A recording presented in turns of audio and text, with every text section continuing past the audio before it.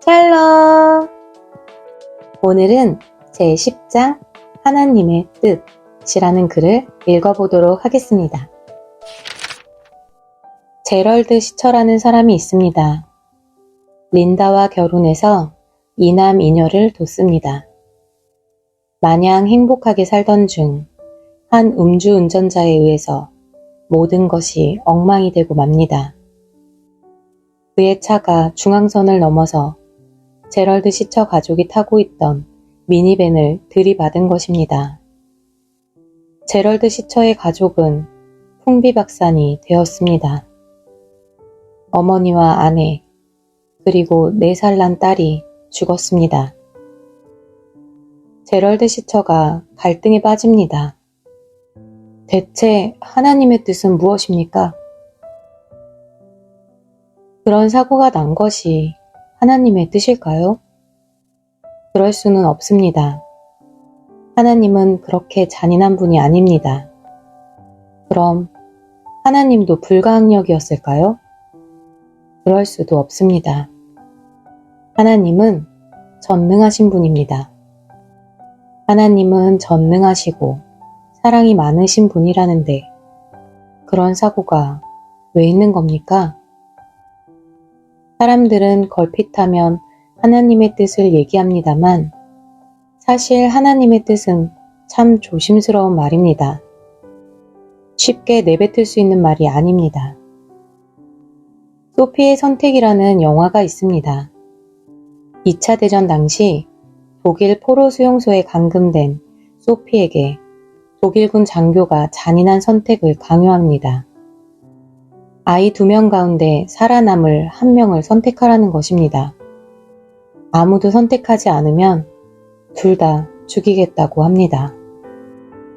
소피가 결국 선택을 합니다.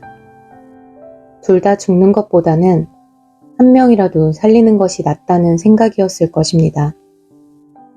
선택되지 못한 아이는 엄마를 울부짖으며 독일군의 손에 끌려 나갑니다. 이런 경우에 소피한테 원하시는 하나님의 뜻이 무엇일까요? 설령 소피가 40일 금식 기도를 한들 별 뾰족한 하나님의 응답을 받을 수 있었을까요? 하나님의 뜻을 우리가 어떻게 알 수 있을까요? 제럴드 시처가 이렇게 결론을 내립니다. 하나님의 뜻을 다 알 수는 없다. 하지만 모르는 것이 있다는 이유로 아는 것을 소홀히 하지는 말자. 그 사고로 아내를 잃은 제럴드 시처에게 재혼을 권하는 친구도 있었고 재혼을 반대하는 친구도 있었습니다. 제럴드 시처는 재혼하지 않는 쪽을 택했습니다.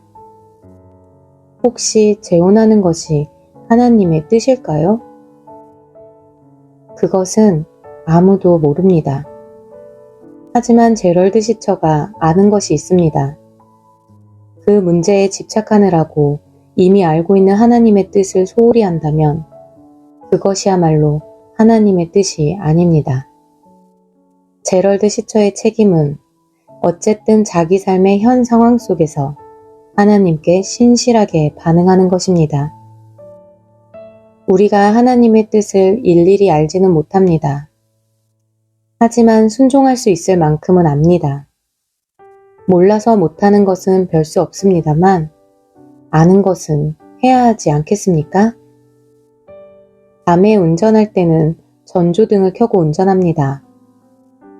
서울에서 부산을 간다고 해서 전조등이 부산까지 한꺼번에 다 비춰주지는 않습니다.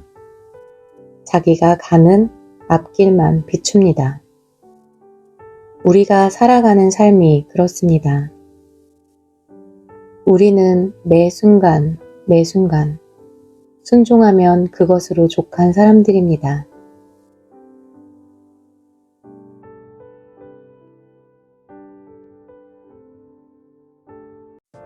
오늘의 말씀은 여기까지입니다. 오늘 하루 이 말씀으로 묵상을 해보면 어떨까요? 다음 시간엔 그때나 지금이나 라는 제목의 글을 읽어보도록 하겠습니다. 그럼 다음 시간까지 말씀으로 승리하는 하루하루 보내시길 바랍니다. 다음 시간에 만나요. 샬롬!